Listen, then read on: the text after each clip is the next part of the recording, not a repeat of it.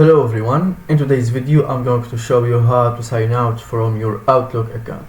So there is two methods to do and both works for laptop and phone. So the first method is you are going to find your profile icon on the top right corner. You just click on that.